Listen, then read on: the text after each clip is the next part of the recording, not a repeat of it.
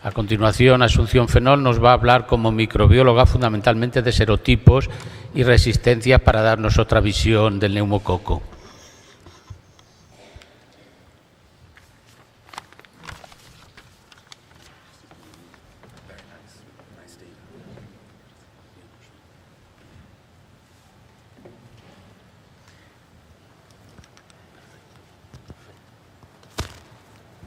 Muchas gracias. Buenas tardes, buenos días, empezamos bien. Bueno, yo voy a hablaros de la epidemiología de los serotipos. Lo primero que creo que todos sabéis, porque me conocéis, es que los datos que muestro son datos del laboratorio de neumococo del Carlos III, donde se hace una vigilancia pasiva basada fundamentalmente en el envío voluntario de las cepas de neumococo que aíslan los distintos hospitales a lo largo de toda la geografía española. Por tanto, no podemos, como en el caso del Heracles, determinar la subida o bajada de incidencia, pero sí que es verdad que tenemos un número suficientemente grande de cepas como para poder detectar perfectamente los cambios que se van produciendo a lo largo de los años con las distintas intervenciones que sobre este germen se hacen. En la década pasada aumentó, como veis, llamativamente el número de muestras que recibíamos en el laboratorio. A raíz de la aparición de la vacuna heptavalente aumentó el interés de clínicos, de microbiólogos, y empezó a buscarse neumococo, y como casi siempre pasa, cuando las cosas se buscan, se encuentran. Como veis, casi que triplicamos el número de muestras en esta década, y a partir de 2010 hemos visualizado una ligera disminución en el número de muestras que nosotros recibimos. Si separamos la población pediátrica de la población adulta, vemos que casi el 80% de las cepas que recibimos son de adultos, frente a mucho menor número población pediátrica, y podemos ver que esta disminución que a raíz del 2010 hemos detectado no es similar en ambos grupos de edad. En la población pediátrica se nos han reducido las muestras casi a la mitad, mientras que prácticamente no ha ocurrido así con adultos. Esto sí que nos está indicando que de algún modo hay menos enfermedad pediátrica de la que había antes de la vacuna. Si otra vez estamos hablando del número de cepas, analizamos en estos últimos 13 años, desde el año 2000, cómo han evolucionado los 7 serotipos incluidos en Prevenar 7, en la heptavalente, en niños y en adultos, y cómo han evolucionado los otros 86 serotipos que neumococo es capaz de mostrar. Vemos que efectivamente los serotipos incluidos en Prevenar 7 han disminuido a lo largo de estos años. Sin embargo, sufrimos un aumento muy llamativo de los serotipos no incluidos en Prevenar 7. Como me he adelantado, pues ya tenemos la de abajo, que os la iba a poner luego. Si hablamos de porcentajes, cuando empezamos la vacunación, que como todos sabéis ha sido en el mercado privado de forma muy lenta, muy irregular, con unas diferencias de comunidades y me imagino de que situaciones socioeconómicas muy grandes, bueno, pues hemos tardado tiempo en detectar cambios, nada que ver con lo que ha ocurrido en los países que han utilizado vacunación universal, pero en definitiva de que los serotipos de la heptavalente supusieran el 62%, bueno, pues pasamos a un 10% en el año en que esta vacuna desapareció para dar paso a Prevenar 13. En adultos ha ocurrido también una disminución, es decir, hemos sido capaces, a pesar de que tenemos una cobertura que posiblemente no supere el 50%, de detectar una protección de grupo en la población adulta. Si este mismo ejercicio lo hacemos con los serotipos incluidos en la 13 valente, tendríamos 79 serotipos no incluidos en ella y vemos que la gráfica prácticamente se superpone con la que teníamos en lo que ocurría en la década pasada. Es decir, son serotipos que ahora sí incluye Prevenar 13 los que de una manera bastante significativa aumentaron en la década pasada, fundamentalmente, como ya todos sabéis, el 1, el 7F y el 19A. Ya huelga decir que esto no es un reemplazo debido a la utilización de la vacuna, porque creo que todos tenemos muy claro que estos serotipos han aumentado. Todavía no sabemos muy bien por qué, porque realmente es uno de los gérmenes más complejos y todavía tenemos mucho que aprender, pero han aumentado en países que no utilizaron vacuna. El caso es que en este último periodo, ya con la utilización de la 13, lo que sí podemos ver es que no estamos viendo un aumento como aquí ocurría de serotipos no vacunales, es decir, no parece que el reemplazo en este momento sea ni en niños ni en adultos tan significativo como lo fue en la década pasada. En estos momentos, esta es la situación que tenemos entre las cepas que recibimos en el laboratorio. Para no alargar mucho, he dividido simplemente en niños adultos. Hay diferencias que luego veréis muy importantes con respecto a la edad, pero en fin, digamos que en la gráfica de arriba veis los serotipos por orden de prevalencia que en el año 2012 identificamos en niños. En total 37 serotipos distintos, aunque 20 tan solo suponen el 90% de las muestras. En adultos con un número bastante más grande, 48 serotipos distintos, pero otra vez tan solo 26 suponen el 92%, que es lo que tenéis aquí marcado. Si ahora señalamos en verde los serotipos, tanto en niños y en adultos, que pertenecen a la vacuna 13 valente, podéis ver que en total el 64% de todas las cepas del 2012 están incluidas en Prevenar 13 y el 58% en adultos. Y lo que es más importante, los serotipos más prevalentes, o sea, casi el 60% en niños y en adultos, incluye los principales serotipos de Prevenar 13. Si vemos estos primeros serotipos, los más prevalentes, cómo han evolucionado a lo largo de la década pasada, podemos ver que efectivamente ha sido el serotipo 1, el 19A y el 7F los que aumentaron de forma muy significativa. El serotipo 14, que ya lo incluía Prevenar 7, ha disminuido, a pesar de que sigamos viendo al serotipo 14 entre nosotros con mucha más prevalencia de la que nos gustaría. Nunca olvidemos que tenemos una muy baja cobertura y que por tanto no hemos conseguido, como en otros países, hacer que desaparezcan los serotipos de la heptavalente, y siguen circulando en un porcentaje no despreciable de la población, ¿vale? En la última parte de la gráfica podemos ver cómo se ve claramente una disminución del 1 y fundamentalmente cómo ha bajado el 19A y el 7F en estos últimos 3 años. Aquí veis que el serotipo 3 prácticamente no ha cambiado, y en amarillo está un serotipo que, como veis, anda con una prevalencia baja, por debajo del 10%, pero que, bueno, pues parece que se encuentra desde luego entre los 6 serotipos más prevalentes. Este es un serotipo que no está incluido en Prevenar 13, tampoco en la polisacárida. Y esto es exactamente lo mismo para los 8 serotipos más prevalentes de adultos, que suponen el 60% de las cepas. El serotipo 3 es un serotipo clásicamente de adultos. Nunca lo veíamos allá por los 80 y los 90 haciendo enfermedad invasiva en niños, pero siempre ha sido el mayoritario en adultos, y como veis es un serotipo que no ha sufrido cambio alguno a lo largo de no solamente de estos 13 años que os muestro, sino desde el año 79 se mantiene sin ninguna tendencia al cambio, a pesar de ser sensible a los antibióticos. Tiene un comportamiento curioso este serotipo.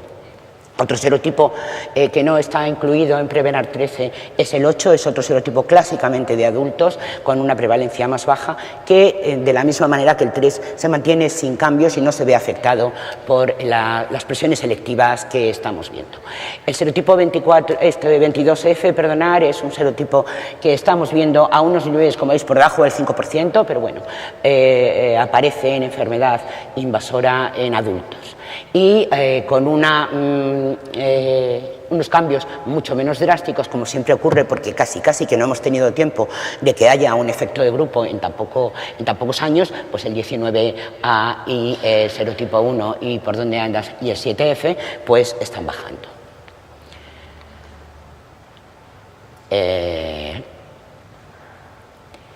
Hay unas diferencias muy claras y tampoco sabemos muy bien por qué entre los serotipos en cuanto a características epidemiológicas básicas, a pesar de que es uno de los gérmenes con el que más se trabaja y a todos los niveles, todavía no sabemos muy bien por qué estas diferencias entre serotipos, por ejemplo, con respecto a la edad de los pacientes. Aquí veis cómo he puesto los serotipos que más claramente se diferencian entre las dos poblaciones, que dependen de la edad.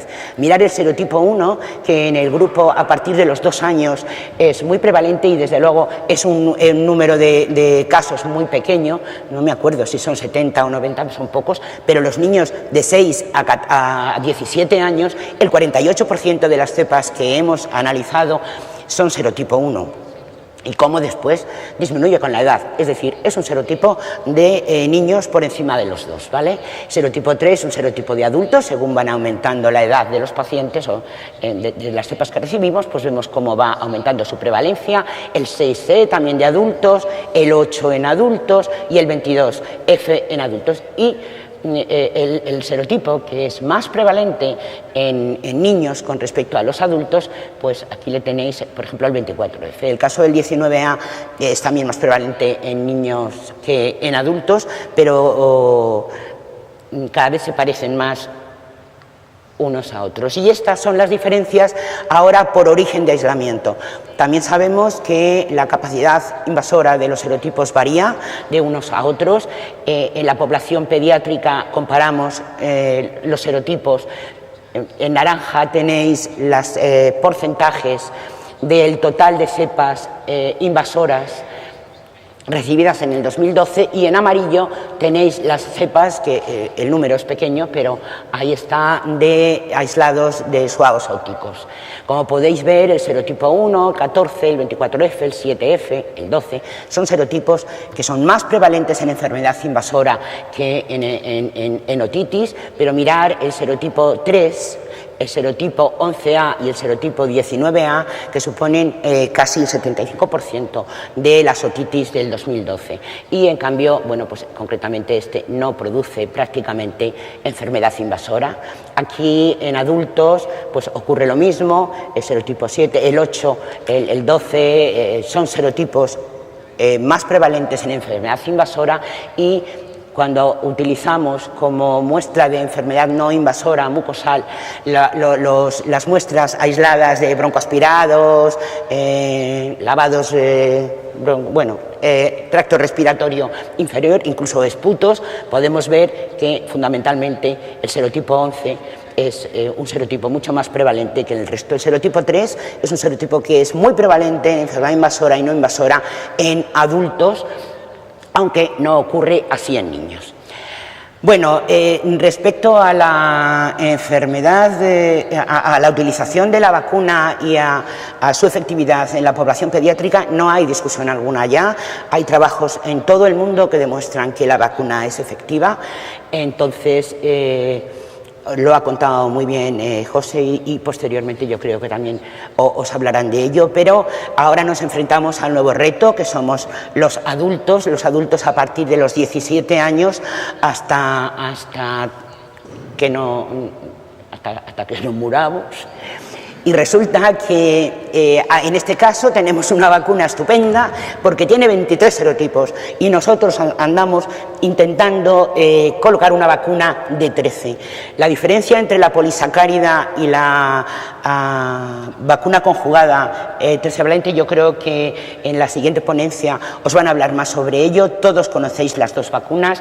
Yo solamente quería deciros que en nuestra base de datos los serotipos incluidos en la vacuna 23 valente no han variado a lo largo de los 13 años, ni tampoco en los años previos. Se mantiene, es una vacuna muy controvertida y desde luego en nuestro caso no hemos encontrado una disminución, aunque tampoco tenemos ni idea de cuál es la cobertura vacunal de la 23 valente.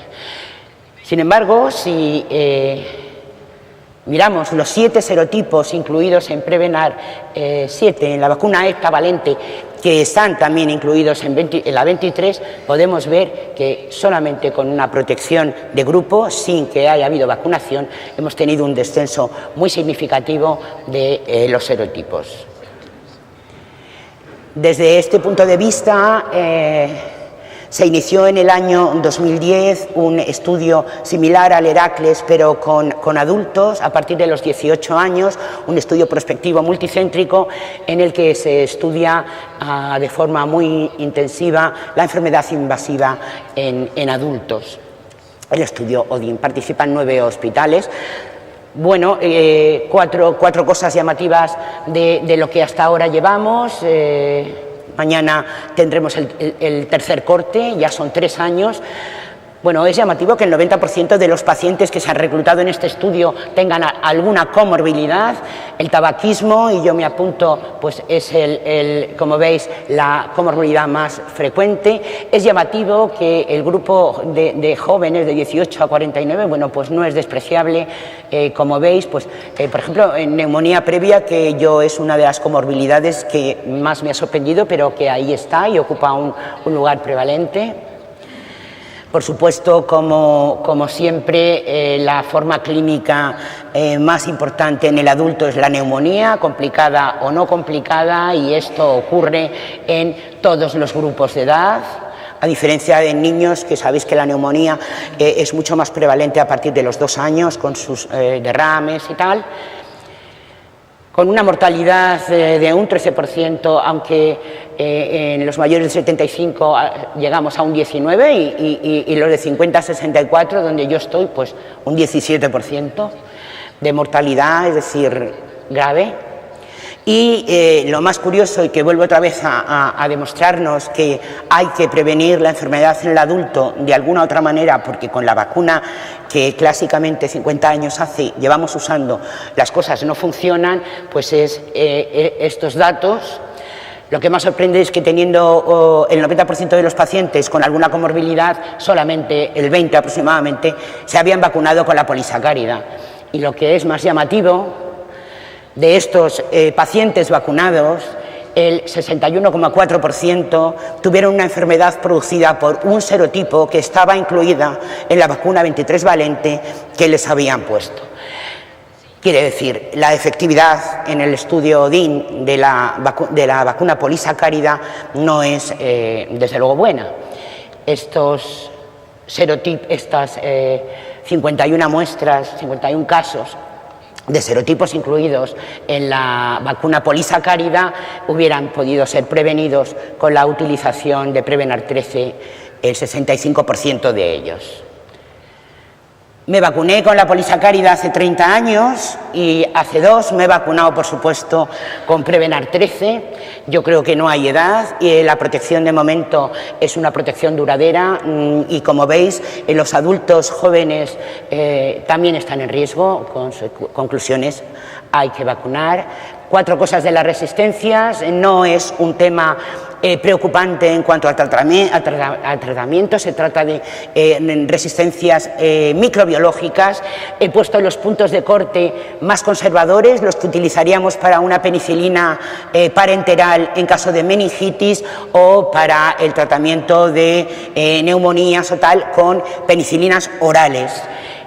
En rojo está la alta resistencia, como ves, bueno, como veis disminuyó un poco, en los 2000 hubo un ligero repunte, pero tampoco ha habido una diferencia muy significativa en las invasoras y como siempre ocurre, las cepas aisladas de esputos, tracto respiratorio y tal, pues la tasa de resistencia es ligeramente más alta, pero en todo caso, como ya os digo, estamos haciendo un punto de corte muy conservador. Para el tratamiento de infección no meningea tenemos que solamente serían con resistencia intermedia cepas que nos dieran una CMI de 4, de las que contamos con la mano en el laboratorio, o serían altamente resistentes con 8 o mayor de 8 microgramos mililitro, de las que efectivamente, al menos en nuestro país, no circulan.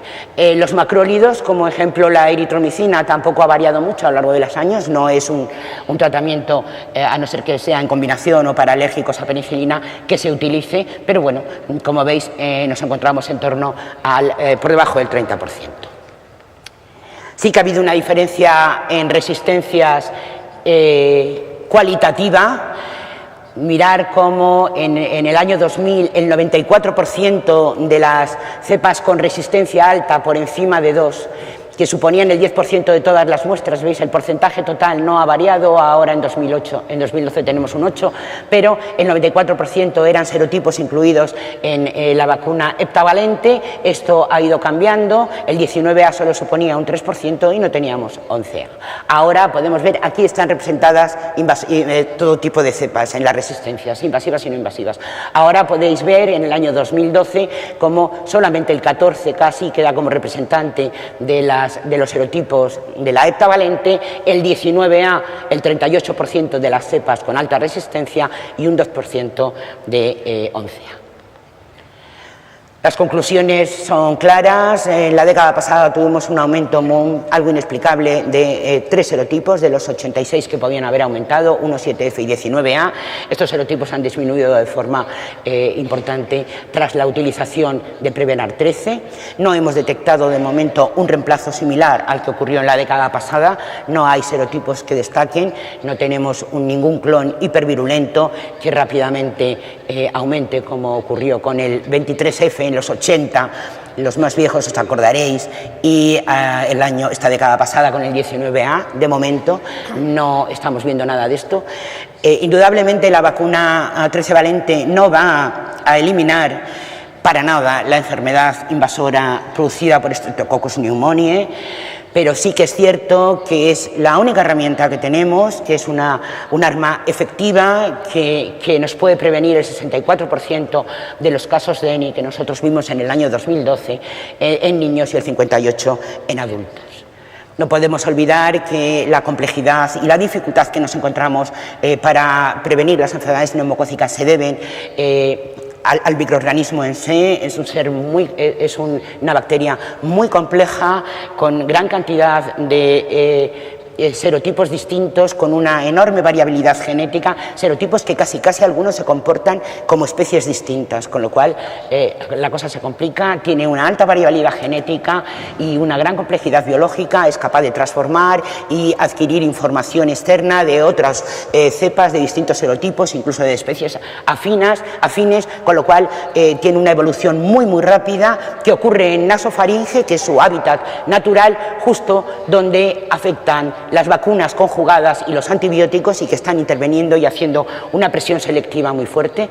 No sabemos, y es imposible predecir si va a haber la aparición de algún clon. Por el momento tenemos que mantener y mejorar la vigilancia microbiológica, intentar aunar datos de microbiología y clínicos epidemiológicos para tener buenos datos. Un país que tiene tanto neumo y que hay tanta gente trabajando en él y trabajando tan bien, deberíamos tener una información tan exquisita como la que tienen en el Reino Unido, y allá en eso estamos. Muchas gracias.